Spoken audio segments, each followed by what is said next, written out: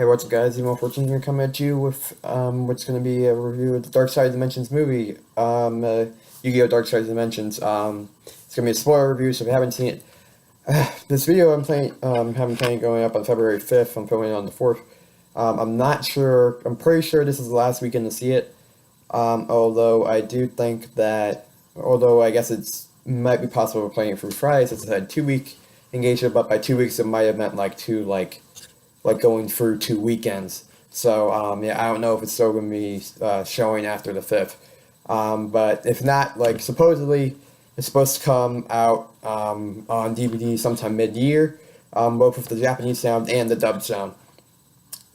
So yeah, that's cool. That's according to Org, but it's not official yet.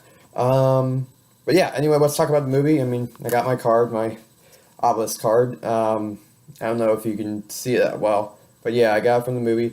And I just Googled it, and apparently it's worth like $8 to $10 on eBay, which is like, really though? Like, it's Obelisk. Like, sure, it's the alternate art, so one that we haven't seen before, and it's only available by going to the movie and getting it there.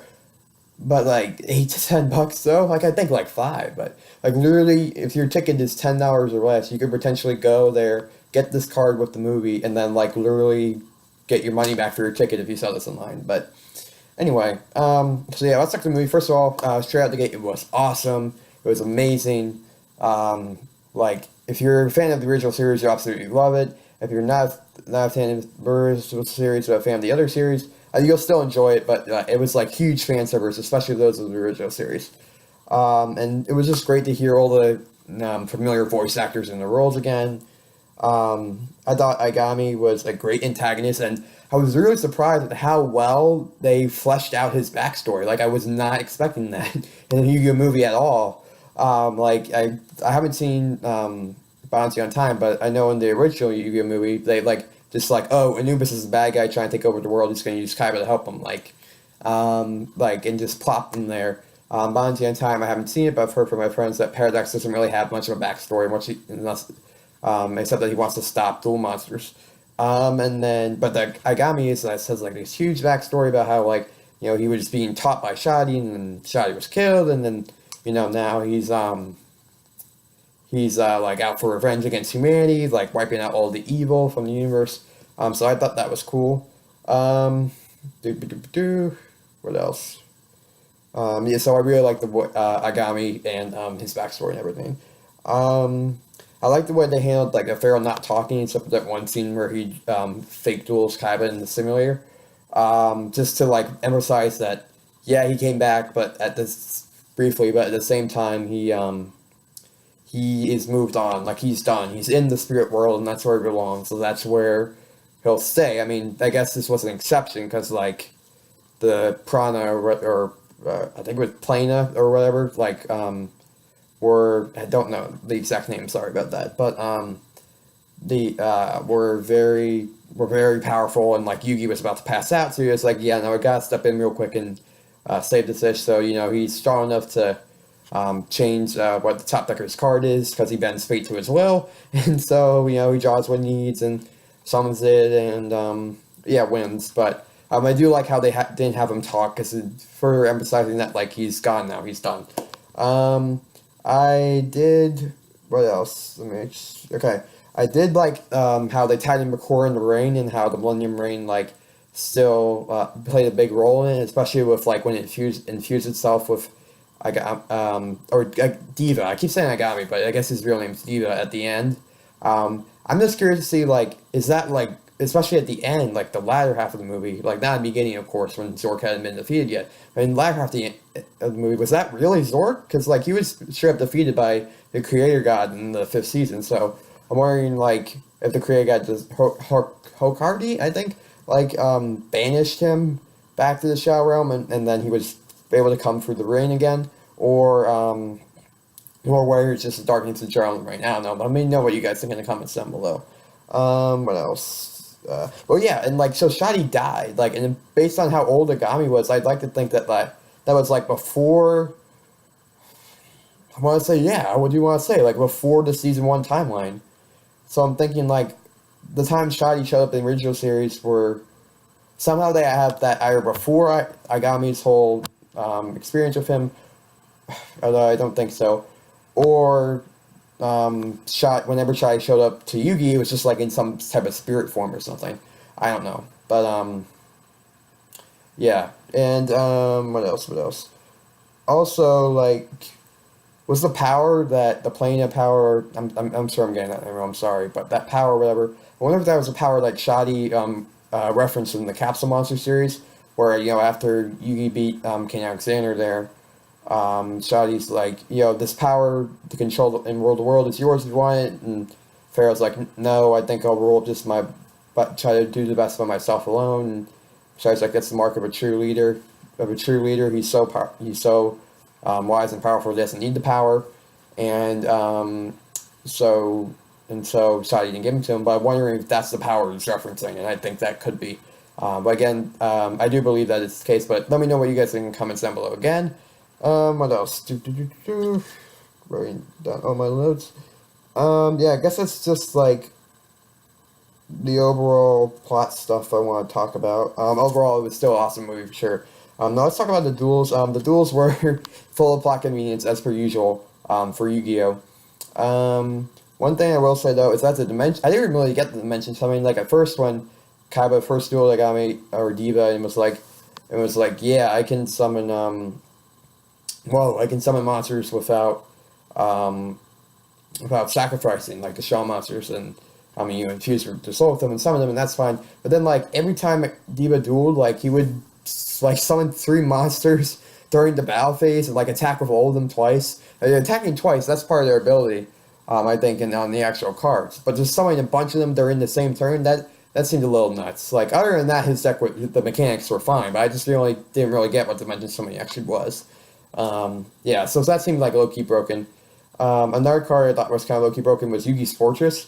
How like one of my friends who went to see the movie with me said it was like a 3500 attack Dante, summon it in defense mode, 3500 attack, then your turn, switch to attack mode attack, and then switches back to defense mode, 3500 attack and defense. I thought that was kind of weird, kind of just a little OP, like a trap monster that could do that. I don't know. I mean, obviously in Yu-Gi-Oh! In today's game of Yu-Gi-Oh! Not that OP. I just thought it was pretty interesting.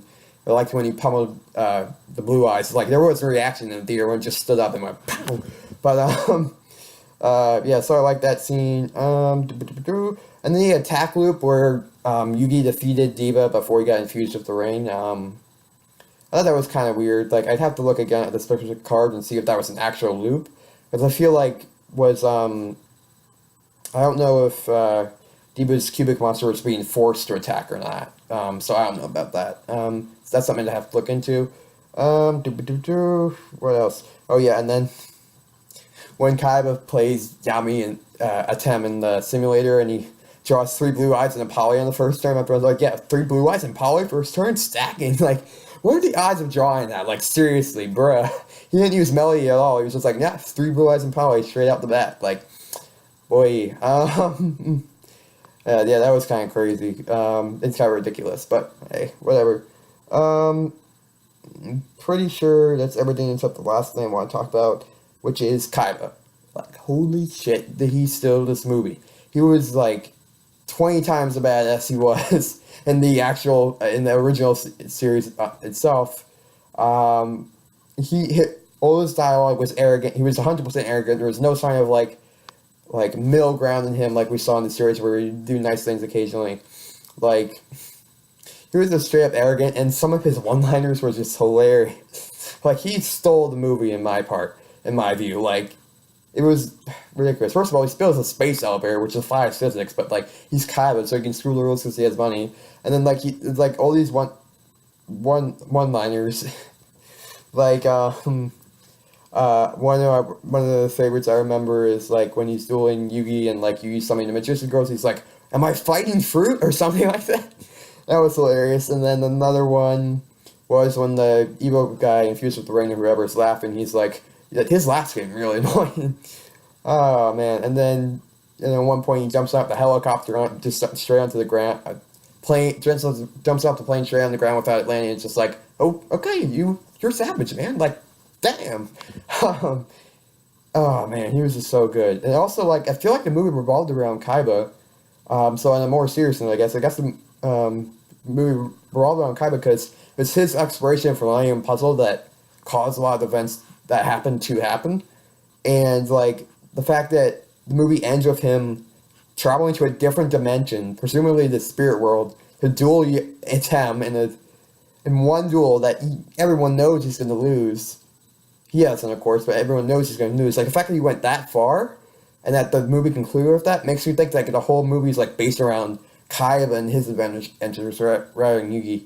But I just thought it was nuts. Like everything else up until that point, I understood. Yeah, that's Kaiba. He's going crazy trying to duel Atem.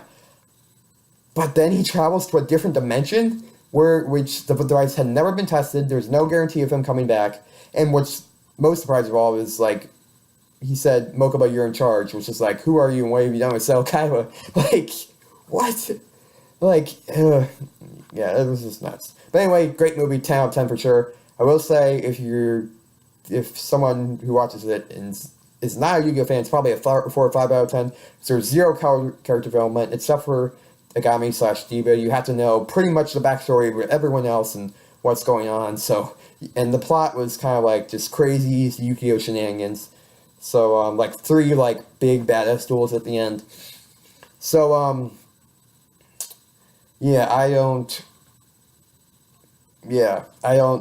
think a non-Yu-Gi-Oh person would like it. But anyway, that's it, guys. That's what I think about Yu-Gi-Oh! The Dark Side Dimensions. Let me know what you guys think in the comments down below. Thanks for sticking with this video. Please like, comment, subscribe, and continue to grow the channel as quickly as possible. Thank you to the 9 people who subscribed at the time of me filming this video. What else? Oh yeah, please check out playlists in the description below to my Yu-Gi-Oh! Matches playlist, my discussion review playlist, stuff like that, as well as the not even winter, 2017 Fandom Movie Trailer playlist, with all the trailer stuff that were revealed so far, from movies and stuff. I think, like, at the time since this video will be going up on the day of the Super Bowl, I think a couple might be dropped during the Super Bowl.